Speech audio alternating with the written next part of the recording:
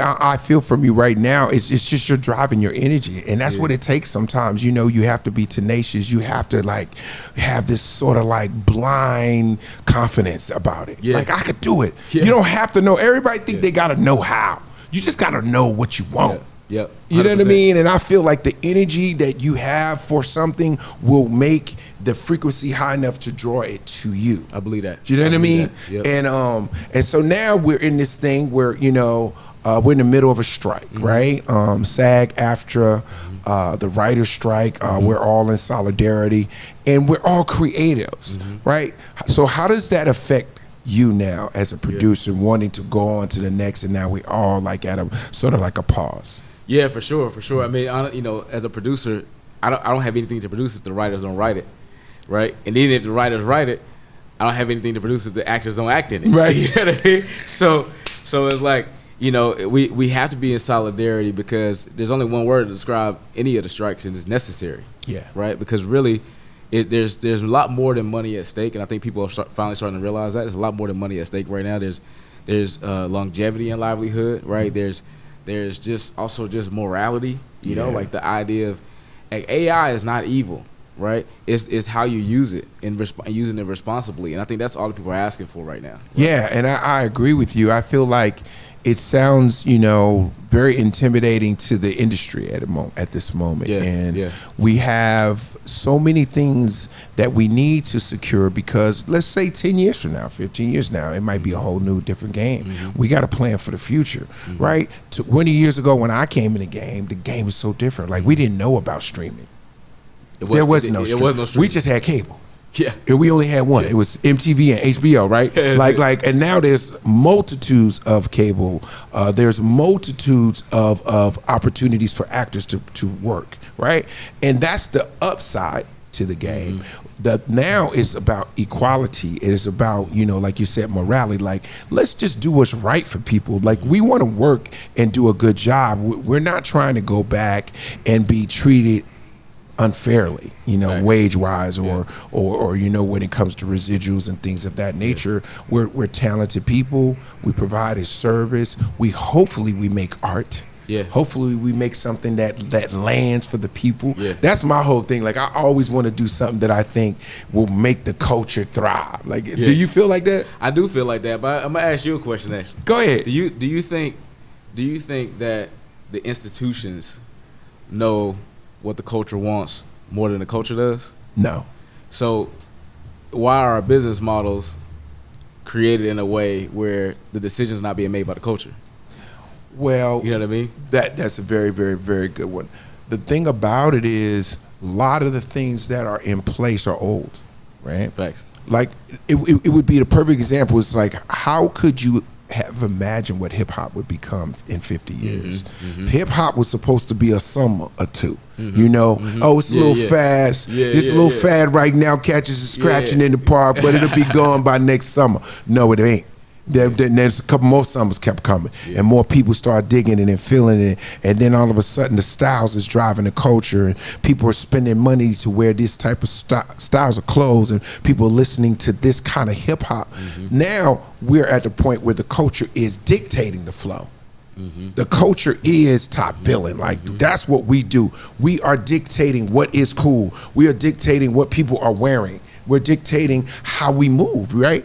And that's worldwide. So that has to be incorporated within the structures of the way we move forward, I feel. I agree.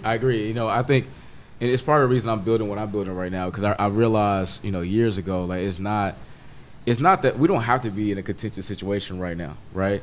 Equity can exist and does exist in some situations when it comes to creating stories and then profiting off of those, but you have to do it as a collective, right? Absolutely. It can't be that one entity does and the other one and the other people in the group don't.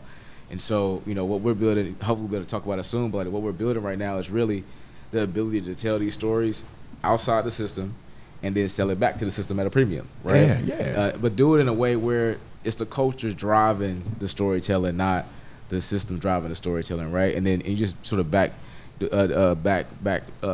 it in that way, you know? Yeah, I feel like now moving forward, for your generation, I feel like you guys have no ceilings when it comes to creativity because the technology that you guys have, the types of cameras that are available are bonkers. Like, oh my God.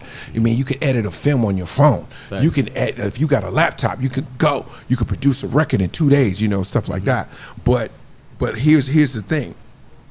What we gotta do is own our stuff. That's right. See, to me, that's now 30 years. It'll be 30 years in the game for me.